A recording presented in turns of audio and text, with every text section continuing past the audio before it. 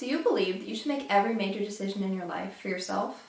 The Jewish society held the belief that you should not make the decision of who to marry, but rather rely on a matchmaker to make that choice for you. Not only is the process of matchmaking an interesting subject to learn about, but it can also help us to understand our own culture and history better. I've always found it interesting how different cultures treat marriage differently, so I've made it my personal challenge to research and understand. In order to understand Jewish matchmaking, we first need to understand the history behind it, why it was instituted, and what effect it had on the Jewish culture. First, let's explore where matchmaking first began and how it has changed and developed. Matchmaking has existed in many cultures throughout the years. The first known instance of Jewish matchmaking dates back to biblical times.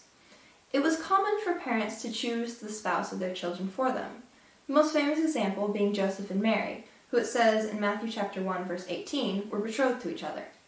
There are also examples of God commanding someone to marry. In Hosea chapter 1 verse 2, God commanded the prophet Hosea to take himself a wife. Matchmaking then evolved into a profession, so that parents didn't have to weigh all the options themselves, but could rather rely on the village shadchan, meaning matchmaker. Journalist Tamar Caspi's article in The Jewish Advocate, published in December of 2009, explains how the shadchan was responsible for knowing all the village gossip, as well as weighing the social worth of the families. They would then approach the parents with the information. Caspi explains how the parents would review the information and before the children would ever meet. The shadchan would only be paid if they made a successful and happy match. Now that we understand a little of the history, let's take a look at why it was instituted. Having family was very important in the Jewish society.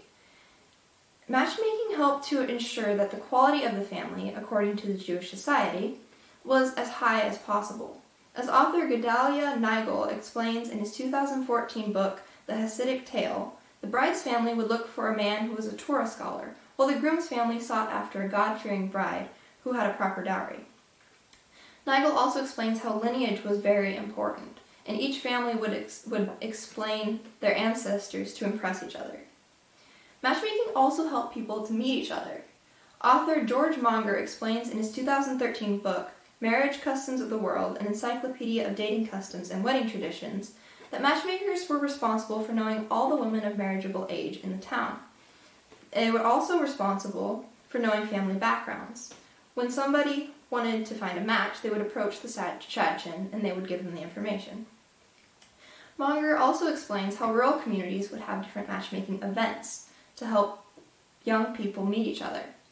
Socially, it was not acceptable for someone to spend time with the opposite gender if they were not intending to marry them. These meetings helped to balance that social restriction.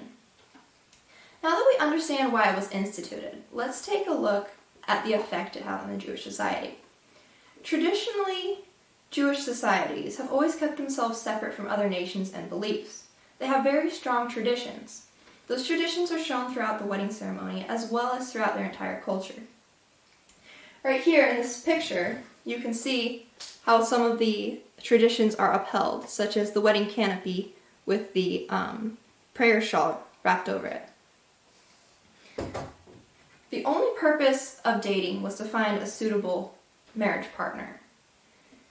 Author Malowski et al. Explains in the Mental Health, Religion and Culture Journal in an article titled A Phenomenological Examination of Dating Attitudes in Ultra-Orthodox Jewish Emerging Adult Women, hence all meetings revolved around discussing life goals and plans. Because of this, if there was a disagreement, it was usually discovered very early in the process. This made it a very efficient system. Malowski et al. Explained how religiosity in a partner was very important. Usually, if they did not agree on their religious beliefs, they would not meet for the first time at all. Malowski explains how men generally had an advantage in the dating process. Women were not expected to start the process until they were 18 or 19, but men weren't expected to start until close to the age of 22. Although women and men could get married from a very young age, they were not expected to until they had completed their schooling. Malowski explains how more women than men were generally in the dating system. Because of this, men had more choices to choose from. Because they had more choices, they were generally more picky, and they would not go out with a woman if they had even a small disagreement. Women did not usually have this luxury. Now that we've learned a little about each aspect on its own, let's take a look at the big picture. Matchmaking was a very involved and systematic process that not only helped the Jewish society to create marriages that last, but also helped to keep everyone like-minded in cultural and religious beliefs. Of course, there will always be some that disagree and want more personal freedom, but the efficiency of the system really speaks for itself. Whether or not you decide to make every decision in life personally, it's clear that having someone help you pick your spouse can be a very effective and helpful tool. Thank you for listening.